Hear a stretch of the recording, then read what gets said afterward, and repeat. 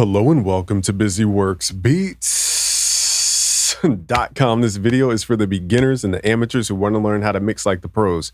So these are the biggest mistakes. I have about 10 mistakes I've listed out as the biggest mistakes that beginners make when learning how to mix. If you don't know me, I'm Game from busyworksbeats.com. We train over 1 million producers around the world. Some are going to work with Drake, Kanye West, Post Malone, Ariana Grande, French Montana, Young Thug, Lil Baby, Polo G, Trippie Redd, J. Cole, Kendrick Lamar, and a long list of folks. So smash that like button for what we're about to get into.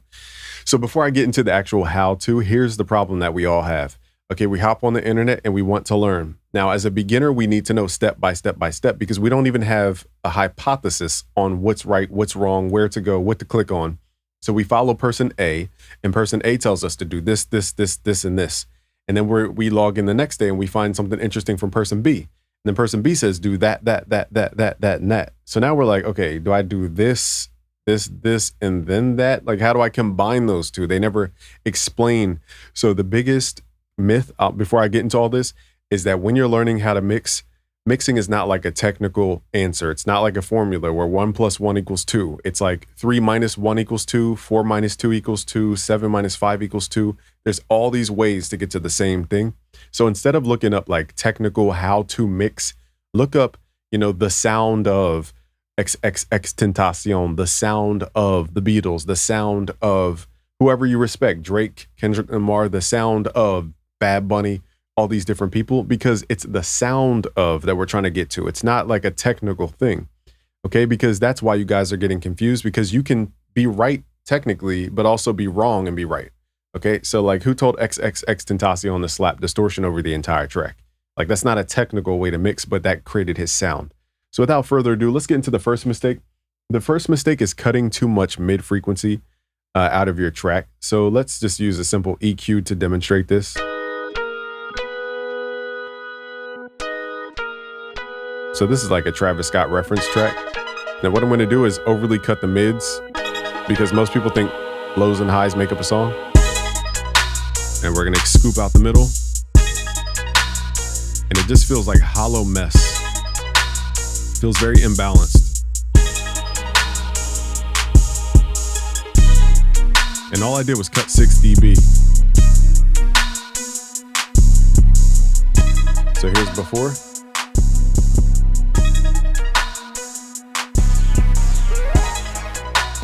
Here's after. Now I turned it up. But it feels so hollow because we cut out the majority of the sound. So don't be afraid of the mids. The mids, the short answer is that a lot of fundamental frequencies, the core natural frequency of a sound, they are usually between 100 to 300 to 400 hertz. So if we start cutting all that sound, we're cutting like the origination of my sound. Like imagine I go to my voice, it's already a filter on it, but let's say I scoot this filter up. Now you guys can hear I have a natural low voice. If I turn this off, here's my actual voice. It actually goes lower than 60 hertz. So it sounds unnatural when I start adding high pass filters, as you guys can see. Now what happens if I keep cutting the lows out of my voice? I sound more and more unnatural. Now I sound boxy and fake. This doesn't even sound like me. And then again, if we keep cutting, it just sounds like a box. So I would love to have no filter on my mic, but because I keep my fan on, it tends to interrupt with my microphone. Now I don't have the fan on today, so we're gonna turn that off. So I'm always in my ear like, why does my voice sound weird? It's because I'm cutting out the actual essence of my voice, which is the lower frequencies. So hopefully you guys understand that. Let's see what else we have here. So cutting the mids is a huge mistake. Nextly is cutting the middle signal. So I'm going to get a little esoteric here for the beginners because there's a lot to explain, but everything has a middle signal, which is like everything in common between your left, right speaker. And then you have the sides, which is the difference between your left and your right speaker. So mono's not one. It just means the same thing's happening in your left speaker that's happening in your right speaker. And it feels centered because of how our brain works. Okay. Now the side would be any difference. Like if my left speaker plays a little bit behind my right speaker, like in timing, that small difference is what creates the stereo image. So stereo is just the difference. I'll say the side is the difference. In the middle is the similarities between your left and right. So mono doesn't always mean one track. It actually means two things happening at the same exact time, doing the same exact thing. Okay, so let's say we want to cut the mid signal. Now what we'll do here is we'll switch this to the mid mode and I'll solo this. Let's go to a section where it's drums. Now, the mid signal, you know, this is kind of like the majority of the sound. Again, this is the sound happening on both the left and the right speakers. So if I start cutting the mid signal, I'm cutting all the information from both speakers. If I'm cutting the side image, I'm simply cutting the difference between the speakers. So it's not as heavy of a hand when adding this EQ. Let's find a frequency to cut here.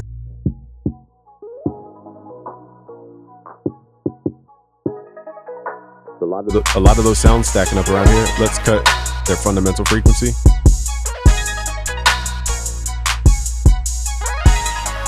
And again, the mistake here, you might be like, okay, it's clean because there's no mud in that frequency. There's no fundamental frequencies. But the issue is that we've cut the middle signal, which is the majority of how we perceive dynamic of a track. And impact, I should say. And because we cut so much energy in the mid, now our sides feel like they're carrying the entire track, and it's not as much energy on the sides because we have barely any difference between those sounds. So this one's a little harder to understand as a beginner, but basically in the middle signal, you don't want to cut too much because you could take away the entire intensity of your track. Nextly is under compression. So a lot of people don't compress, and I can understand why. But let's say we want to compress this track for some reason. Okay, so this is, it's not the compressor, it's that we're going into the compressor with like a lot of energy. So what I'm going to do is set up a sidechain input so it doesn't listen to the heavy energy of the lows. And it only reacts to like our snare and our top into the kick to create a groove. Okay, and under compression, I used to kind of have a rule where it's like never go past 4 dB, but sometimes we want dramatic dynamic. We don't always want like very subtle hidden compression. So I'm going to compress beyond 4 dB. For those who are trying to follow along, I'm reading this number right here. So now I'm cutting 8 dB. Now we start to hear pumping.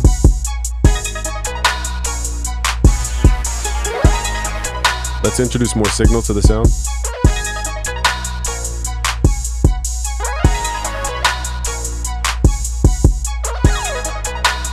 Now we're cutting 6 dB.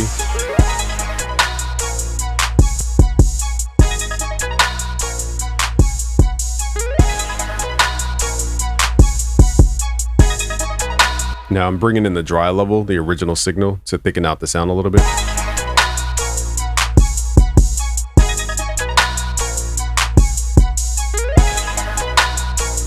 So we're always taught to never cut out more than 4 dB, and this sounds good at 6 dB.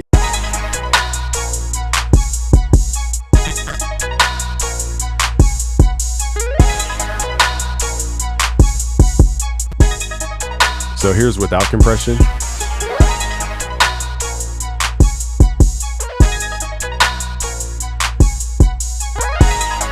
Here's with compression.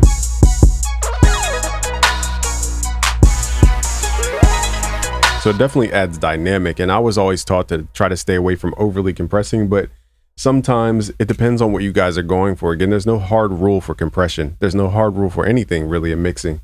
It's just that you understand the tool to do what you're trying to do. Okay, the next thing is leaving no dynamic range. So dynamic range is one of those sneaky things, and what we learn as FL producers is just slam everything through a fruity wave shaper. That's not always what you want to do. So what I'll do is I'll exaggerate this for this video.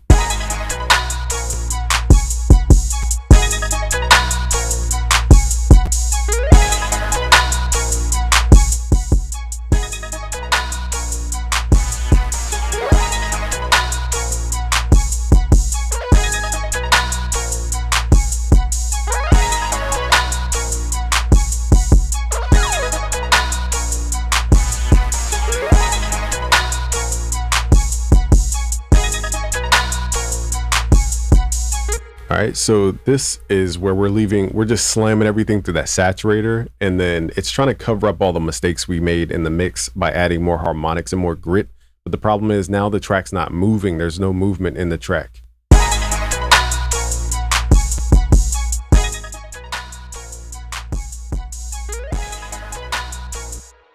A quicker way to do this is really, instead of just like wave shaping, we could do this with the soft clipper by simply turning this to the left side. Let me up the buffer length a little bit here, y'all. All right, so we're going to turn this to the left side, or soft clipping mode, turning the threshold to the left.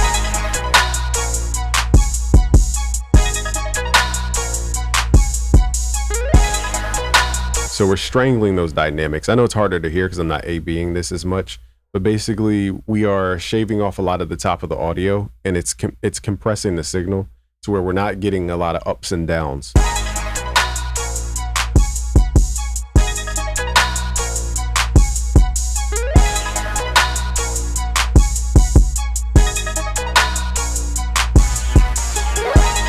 So that can happen. It's one of those things that sneaks up on us, is when we have no dynamic range. So again, it's hard to really do it in the moment here because we got so much going on. But just believe you me, leaving no dynamic range is like, we'll be in the mastering stage, we'll be doing all this stuff, and at the very end, it's loud, but it doesn't move. Okay, so we have to remember to add movement to our mixes. Another one is direct effects. So this one I'll just add to like the melody or something. So let's say I want reverb on the melody. A lot of beginners will just add reverb directly to it. Now this reverb has a wet level and a dry level, so you can blend it in, but most people don't understand this, so they'll just turn this up. And technically it's not wrong because we have a dry level and we have a wet level, which is the same thing as like duplicating a sound, sending it to the aux and doing all this. Other reverbs don't necessarily have this type of dry, wet input. So like if I open up Valhalla, vintage verb, I think we have a mix level but not a dry level. So basically it's just it's like a seesaw. It's like, okay, I have 0 reverb, or then I have 50% reverb, 50% sound. And that's not the same thing as sending a sound to an aux with reverb on it. So I know that's harder for beginners to comprehend right now, but that's the mistake people use, is adding reverbs directly onto a sound unintended. Now that is a good sound. It's not to do it, because you could do it with Travis Scott sounds and make a nice atmospheric sound, adding reverb directly to a track. So it's not wrong. It's just people do it in the wrong capacity, I'll say. Next thing is they can't turn bad. Okay, so one thing you guys need to understand is that you can't turn like stock sounds into pro sounds. You just can't. Okay, I know they try to sell you this on the web pages and everything. Let's load up FL Keys, for example, just to show you guys the difference. So here's their piano. The reason it sounds like this, it sounds plasticky because it doesn't have sample layers, and it's not really deeply sampled. Okay, so it sounds very thin and kind of bubbly. Let's play a real piano here.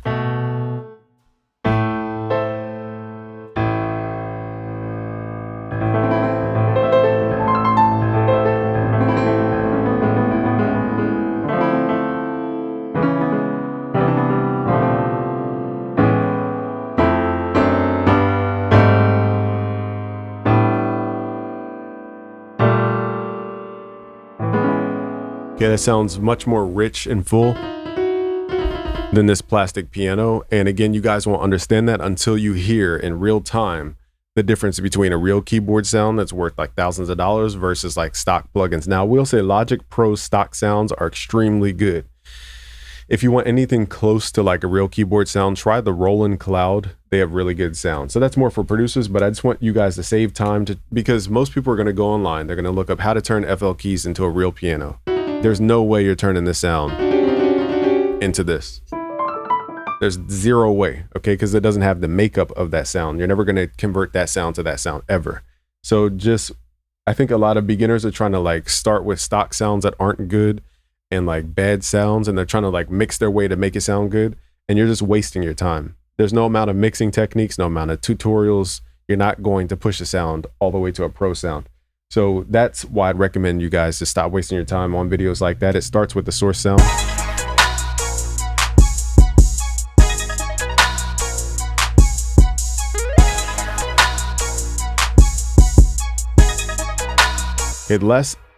One of the last things here is that not understanding the fader is the last in the chain. I could go deeper about this, but the main point here is that most people try to turn their sounds up and down with the fader.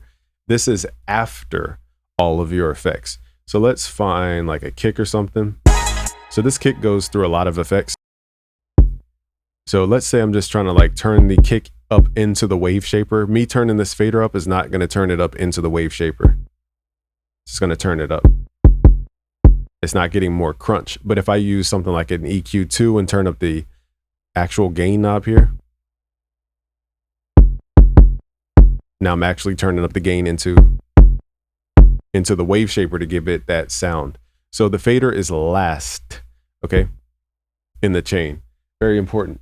Last in the chain. So that comes after all of your effects. If you guys want to adjust the volume of sounds, I'd recommend you go to your channel rack and turn the volume up and down here, or go inside the sampler, use this volume knob, or go here on the wrench tool and use this volume knob here before you go into your plugins. Okay, that's where you usually want to adjust the volume. Nextly is understanding that you guys tend to overly compress as beginners. So I'll overly compress for this track. Usually it's that the compressor has too fast of an attack, so you're capturing all of your signal, usually the bass is included, and it kills the transients. So there's no punchiness of the kick because I'm just squashing it down. Now everything literally feels like a flat line.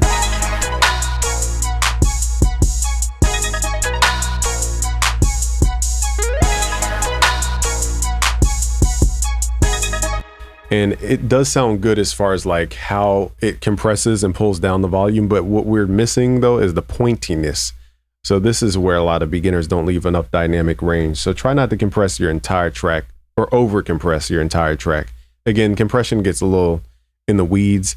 So I'll show you guys how to do it in different videos. Nextly, the ninth one here is following hard numbers. So if you always follow like this needs to be 4-1, this needs to be -14, this attack needs to be 0, release has to be 100, the threshold has to be, like there's no hard numbers in music. It just depends on what you're trying to do.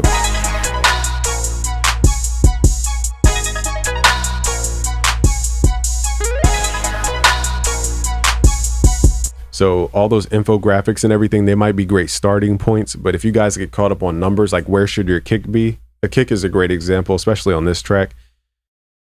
So this kick, if I didn't have any processing on the channel itself, it has to clip in order to go through the soft clipper on the master channel. So if somebody asks me where the kick should be in dB, it's already the wrong question because it's clipping technically. Because it has to clip to go into the soft clipper. But if I add effects directly onto the kick, it doesn't have to clip. But there's no magical number like -6. It just happened to fall there in this specific mix. It's just how much volume is needed for the kick to punch through that mix. There's no hard numbers in mixing. There's starting points. I'll give you guys a number that kind of is a what does it call it? Rule of thumb. Look at, if you guys are making increments on your compressor or your EQ, increments of 3. Okay, so if you're a beginner and you're kind of struggling with like understanding stuff, just do increments of 3. So my threshold, I'm going to do increments of 3, -3, -6, -9, -12. We're going to try different increments of 3 until I hear the effect I'm going for. So the same thing with EQ. If I'm making a boost, I'll boost up to 3 dB. And if it's too much, I'll pull it back. If I'm cutting, I'll do the same thing. If I'm cutting, I'll do 3 dB max. And if I'm cutting too little, I'll cut 3 dB more until I'm at -6. And then if that's too much, then I'll pull it back up until I find that spot that I'm trying to EQ out. Okay, so the rule of thumb I'll give you though is increments of 3. Okay, so I won't say there's no numbers. Okay, lastly, I'll say the biggest mistake. Let me listen to this mix. Here's the last mistake, is overly widening your track. So if you overly widen your track, you actually lose impact of your track. Most of the time, it's that sounds need to be pulled narrow and only a few sounds need to be on the sides or wide. So let's overly widen this track using something like the isotope stuff to overly widen it. Now again, what does overly widening mean? It depends on genre. Okay, so let's just like crank the stereo width.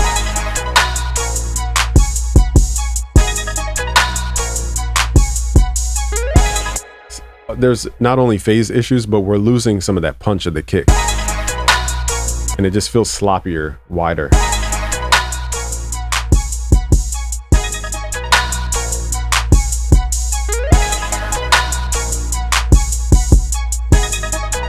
Now, if I'm going for like a Night Lavelle type sound or an XXX Tentacion type sound or more underground sound, maybe wider is better because that's just the nature of their sound. That's why I said don't chase technicals, chase the sound of, your favorite artist, your favorite band. Okay, those are my top 10 beginner mistakes beginners make when learning how to mix. If you're new here, smash the like button, subscribe if you're new, leave a comment, share with a friend, and peace out, guys. If you want to learn mixing, go to busyworksbeats.com and look for my mixing fundamentals course that will guide you through step-by-step compression, EQ, saturation, clipping, how to make stuff loud, how to make it full. I go through every component of mixing. Go to busyworksbeats.com/premium and look for the mixing fundamentals. All right, guys, subscribe if you're new. Peace.